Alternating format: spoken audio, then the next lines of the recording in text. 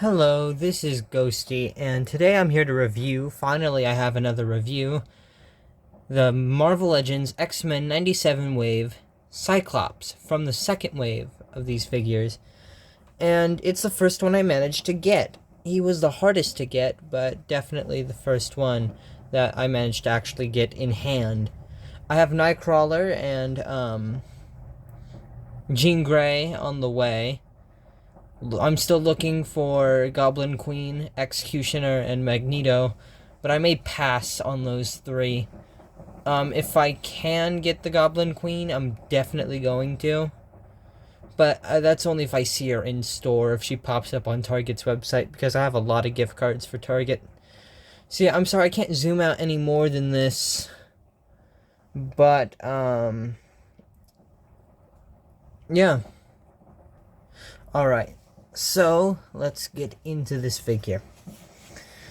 Alright, so I've already gone ahead and opened it. Boom, there you go, that's discarded the packaging. And let's get this figure out of its confinement. Alright, here are all of his accessories, not counting the head and hands that he came with. He also has an extra head, a beam, and 3 extra hands, including a pair of fist hands and a single hand to press his visor with. Now let's take a look at the figure. So here he is. He has kind of a pouty looking face, but he looks pretty good. Let's see. If you take a look, his hair definitely looks a lot more cartoony than the last Cyclops in this costume. He also has some black lines on his X badge here, but he's without the cell shading of the last figure of Cyclops that came in this costume. So here they are. You can tell the heads are very different. This one looks more realistic. This one looks more cartoony. Yet they're both meant to represent the same exact character from the same exact series. So that's kind of weird. But I definitely like the newer Cyclops with his more reddish hair than the brown of the last Cyclops. Actually, let's add in another Cyclops that has recently come out. We have the Chad Wave, and he fell.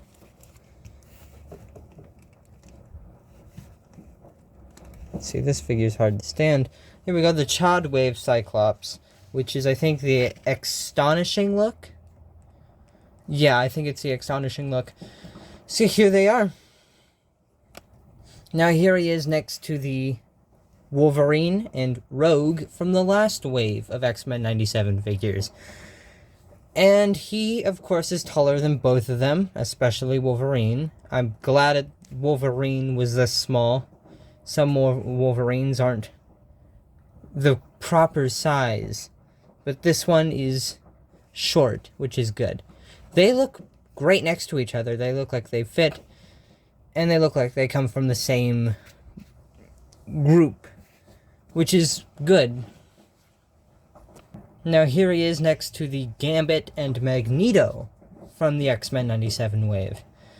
Gambit looks like he goes very well with this Cyclops, and is the same height, but because of his large hair, he does look a lot taller. And then we have Magneto, who I think should have been a lot taller, a lot bulkier. Magneto is a bulky guy in the comics, but I guess this is based off the cartoon, so maybe he's not as bulky, but as far as I remember, he was pretty bulky in the cartoon as well. But that's fine. They look great next to each other. Here he is next to two comic figures. We have the Retro Beast and the 20th anniversary Toad. And he still pretty much fits. I mean, if you're looking for a comic Cyclops, this is pretty good. And if you really want, you could swap the head with this Cyclops. Just use some nail polish remover, get rid of the dark yellow, and pop this head onto that figure. The blues match, so that's definitely something you could do. Alright, now for Articulation. This figure looks up pretty decent amount. Looks down really far. Little bit of pivot, side to side, of course, all the way around. His arms go this far up, all the way down to the waist. Swivel. Also, butterfly joint. Always great to have. A lot of motion in the armpit. I can't think right now. The elbow. There we go. Swivel at the hand.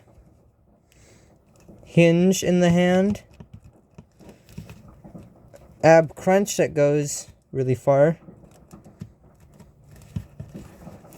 Kicks forward a decent amount. Does not kick back though. Swivel right underneath the, right above the strap. Very stiff knees. And a boot cut. Not to mention the ankle hinge and pivot, which we all know and love from the Marvel Legends wave. So yeah, a lot of articulation with this figure. For $25, he's pretty damn good. I was gonna get the Mafex, but just like every other time I try and get a Mafex, I get a Marvel Legend that I think is good enough for me to not want the Mafex. I might get Spider-Man though, but definitely not Cyclops, just because I really do like Marvel Legends Cyclops. And yeah, I think he is a good substitute for the price. He's currently available on GameStop's website, sold out on Amazon, available in stores at Target, and a lot of other places, a lot of local stores, and GameStops. So I'd say if you don't have a Cyclops, get this one. He's out right now. He's only $25. What more could you want? For now, that'll be it. I should be getting the Spider-Man No Way Home Doc Ock pretty soon, so I'll make a review of that. And I hope you guys enjoyed. I'm gaining subscribers pretty fast. I made my channel less than 2 months ago, and I already have 34 subscribers. So that's nice. Thank you guys so much for watching. Even if you don't subscribe or like the video, thank you for watching. This far, especially. Oh, and before I go, one last thing. This beam does not work with the astonishing Cyclops from the Chod wave. So it only works for this figure and certain other Cyclops figures. So yeah, if you were hoping to get this beam to go with that Cyclops, it's not really gonna work out. I'm sorry. But other than that, that'll be all. Have a great day.